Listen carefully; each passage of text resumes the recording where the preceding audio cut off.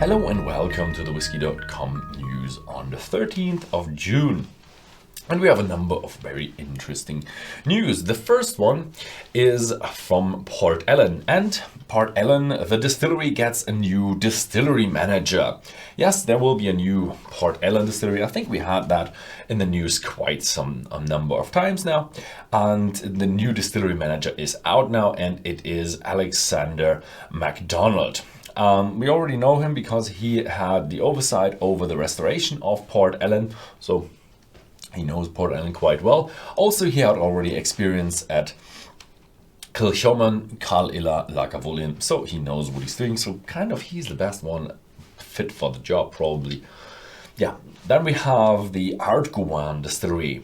They're doing a joint venture with the Heriot-Watt University, and they want to develop technologies. The technologies are aimed at smaller distilleries, so they can be more ecological, more energy efficient, and their targeting is so that even with low finances, you can do that. So probably they're going for energy efficiency, so they can always calculate, hey, you're saving that much energy, and that will reduce your cost in that amount, so you can make money with that. So environmentalism and the economic side will go hand in hand with that. But energy efficiency is always good for a distillery. Then we have news from Ireland. Sliabh Liag Distillers. They need 2 million euros for an expansion. They are an Irish spirit producer, and they want to increase the production of their distillery by from 440,000 liters per year to 600,000 liters per year.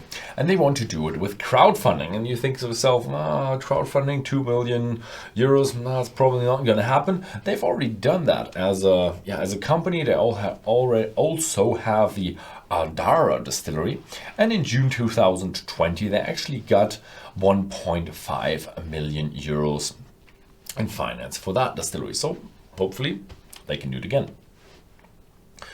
Then we have news from the Irishman.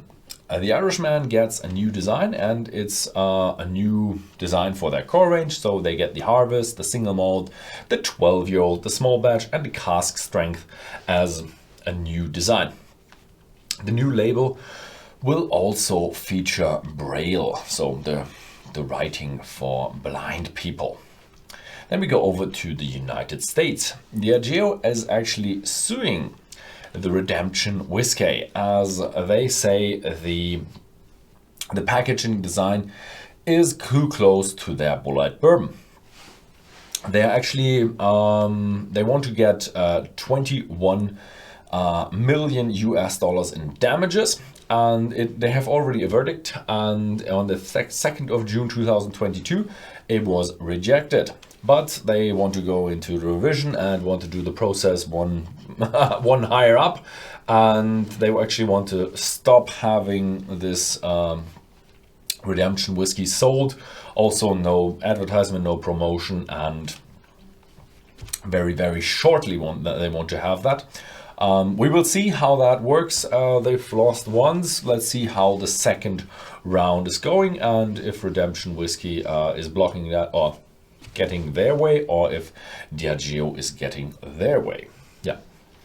Then we have Angel's Envy. Better news. They are actually doing expansion.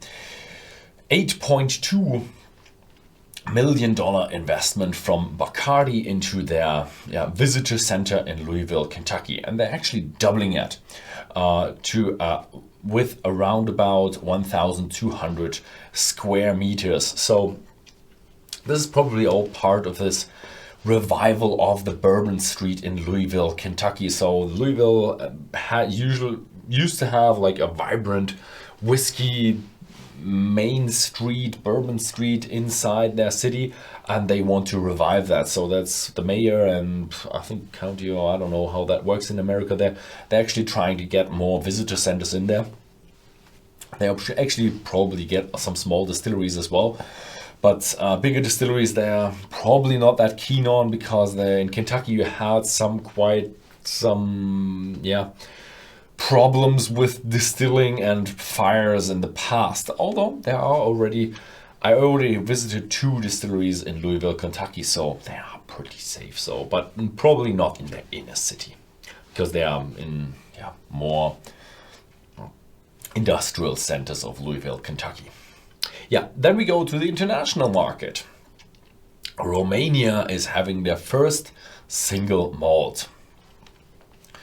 It's being produced by the Alexandrian Group. It's a very big Romanian wine and spirits producer, and they actually produce since 1789 in the Carpathian Mountains. And that's why the whiskey is a Carpathian whiskey. There are 3 bottlings: the Fetascasa, the Fetascasa Negra, probably a wine, Pinot Noir, and Madeira. No coloring, no chill filtration, 46%. Sounds actually pretty legit, so hopefully that Romania is going to produce some good single malt whiskey. And the last news is, again, an auction. We already have a lot of auctions. And it's the oldest Japanese whiskey that is being auctioned off. It's the Yamazaki, 55 years old. And it will be auctioned in New York by Sotheby's at a price of about $370,000 to $470,000. It was matured in Missionara and American white oak casks. Yeah, that was it for this week. Thank you very much for watching, and see you next time.